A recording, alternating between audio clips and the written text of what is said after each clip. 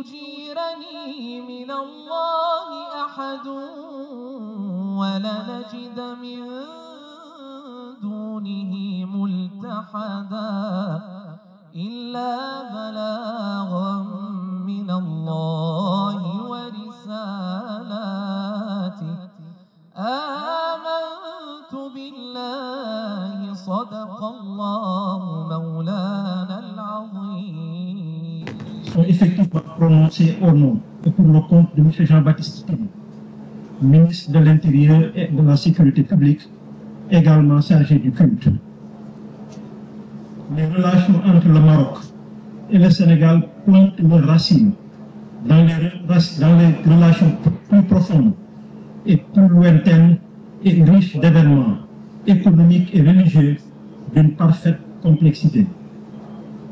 Le devenir même de ces pays est indéniablement lié à ces contacts au long cours dont l'effet est réel sur les lieux, les normes culturelles et sociales des deux pays.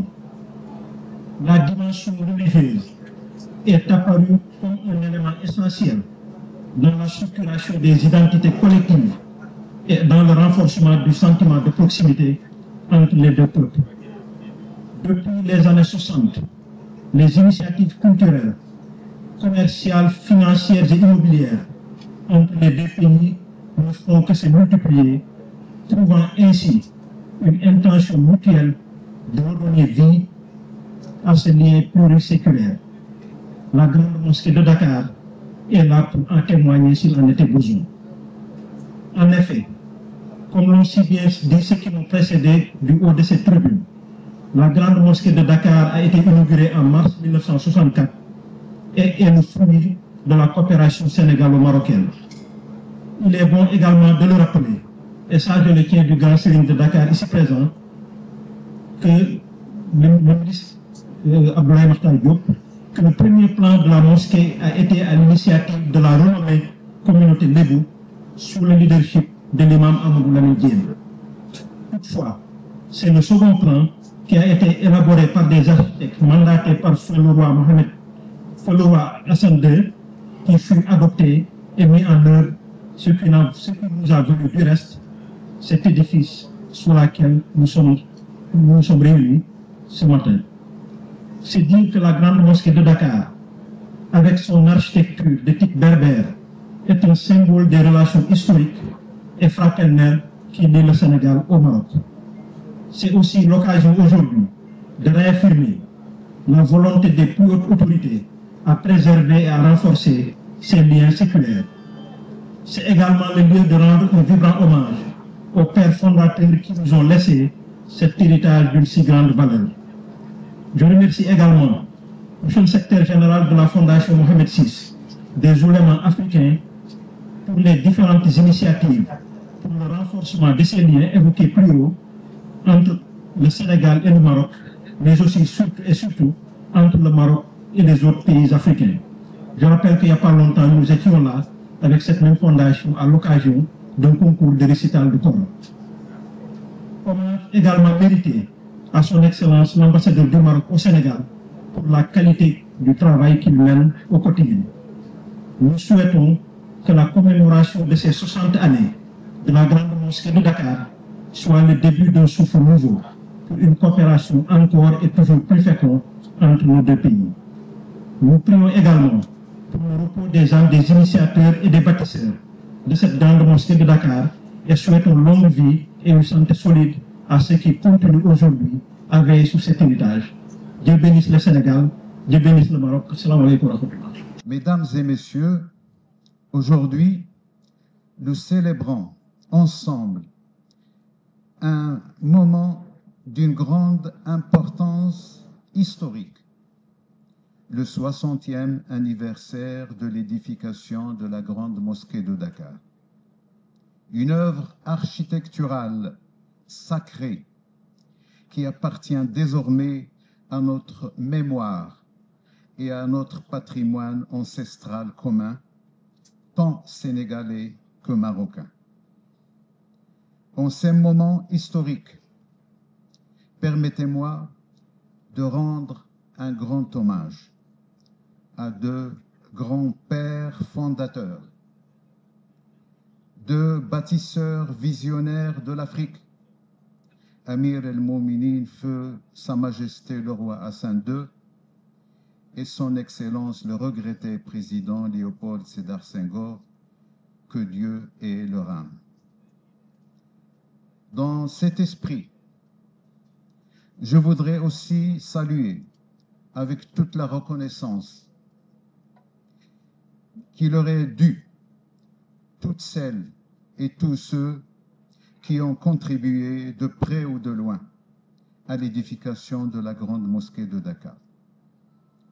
Mesdames et messieurs, le rapport que nous entretenons avec nos ancêtres sera toujours vénéré, exploré dans toutes ses variantes et ses dimensions et dans toutes ses nuances, car notre histoire commune sera toujours un atout de renforcement de notre identité d'aujourd'hui.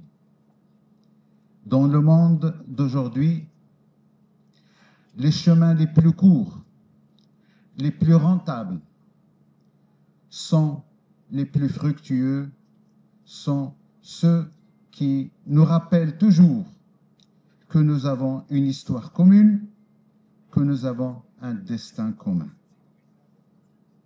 Des origines communes, dis-je, qui ont abouti toujours à la concrétisation de ces réalisations.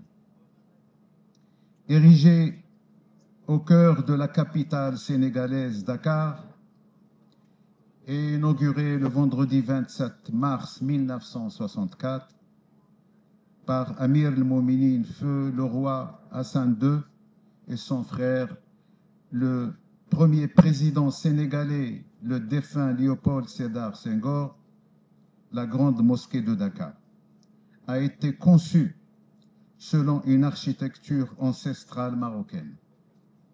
Une architecture plus que millénaire, symbole de l'amitié historique sénégalaise et marocaine. Visible de loin grâce à son minaret culminant à 67 mètres, la mosquée est richement décorée tant à l'intérieur qu'à l'extérieur et fait partie du patrimoine culturel de la ville de Dakar, un phare de foi et de spiritualité. Au moment où nous célébrons le 60e anniversaire de l'inauguration de la grande mosquée de Dakar, nos pensées pieuses et nos prières ferventes vont à Sa Majesté, à feu Sa Majesté Hassan II. Qu'Allah, le Tout-Puissant, étende sur lui sa miséricorde par l'intercession de son prophète Mohammed sallallahu alayhi wa sallam. Bâtisseur, parmi les plus grands bâtisseurs du XXe siècle, feu Sa Majesté Hassan II a laissé ses empreintes indélébiles sur les façades, sur les minarets, sur les minbars de beaucoup de mosquées en Afrique. 3 ans après l'accession de notre pays à l'indépendance, cet édifice majestueux et unique en son genre à l'époque ouvrait ses portes aux fidèles en présence de feu Sa Majesté Hassan II, soumis avec dévotion à la prière du vendredi, dirigée par feu El Hadj Abdul Aziz Dabakh, Khalife général de Tidjane. Depuis cette date, la collectivité lébou de Dakar n'a plus célébré les fêtes de l'Aïd el-Kébir et de l'Aïd el-Fitr à l'air libre sur ce terrain qui fut d'abord le cimetière musulman de Dakar fermé en 1912 et qui fut ensuite notre terrain de football que l'on appelait déjà terrain El Hadji Malick Sy, du nom du vénéré chef religieux héritier de Cheikh Ahmed Tidiane qui repose à Fès. Depuis donc cette date, nous avons toujours en mémoire le souvenir des khalifes généraux, El Hadji Fadilou Mbacké, qui a contribué au financement, El Hadji Ibrahima Niass, la communauté libanaise, les grandes familles sénégalaises et les citoyens de Dakar, qui également font partie des petits donateurs, ainsi que le président de la République de Côte d'Ivoire, Feu Houphouët-Boigny. Aujourd'hui, nous saluons la famille du continuateur de la Tariqa Tijane ici au Sénégal, El Hadji Malick Sy. Feu les imams Ahmad Lamine Diène et Maodo Sylla ont été les gardiens intransigeants de ce monument caractéristique de l'architecture arabo-berbère, mais marqué du style marocain de mosquée à minaret unique. Nul ne peut, même dans une illusion d'optique, déceler dans la décoration de cette grande mosquée, dans ses gravures, une figure ou un signe kabbalistique apparenté à la franc-maçonnerie. Il n'y a aucun signe, aucune figure kabbalistique dans cette mosquée.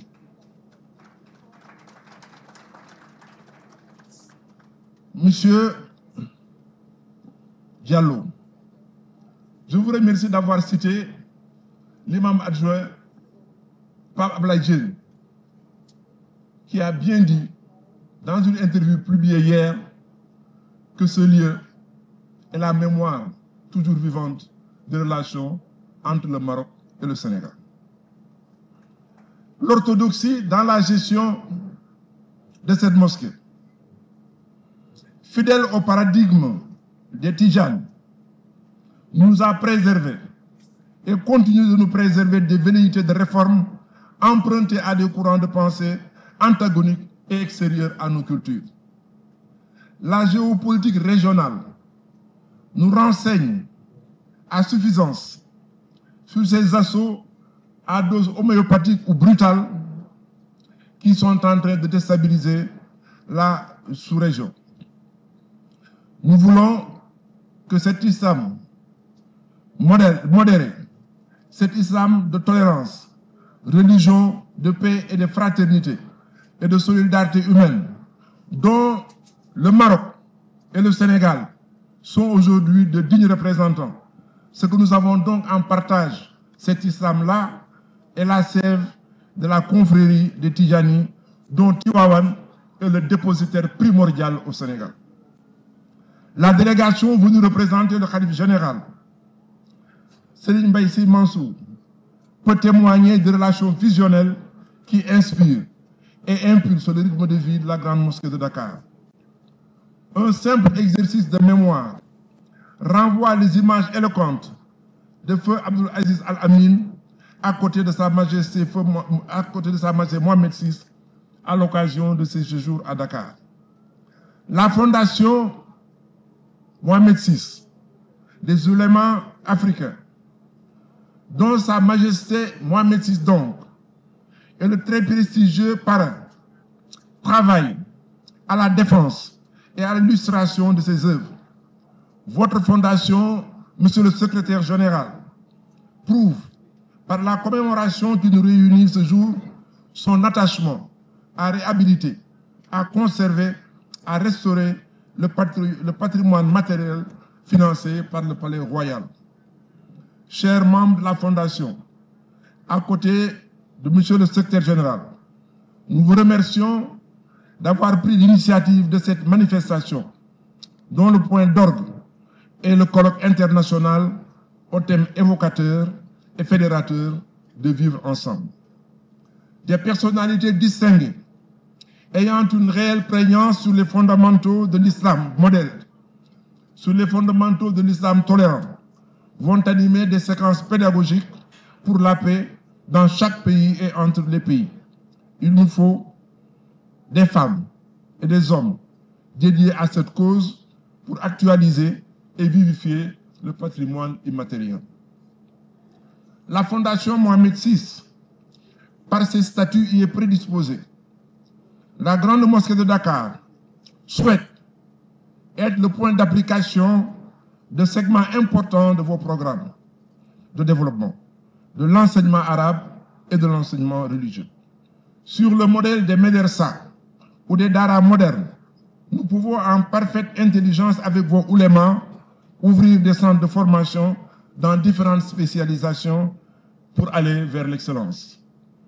De l'initiation du Coran à l'école doctorale, en passant par toutes les étapes et tous les niveaux d'enseignement, vous avez, vous, membres de la Fondation, les moyens, tous les moyens d'écrire des curricula pour faire de Dakar un pôle de référence au sud du Sahara.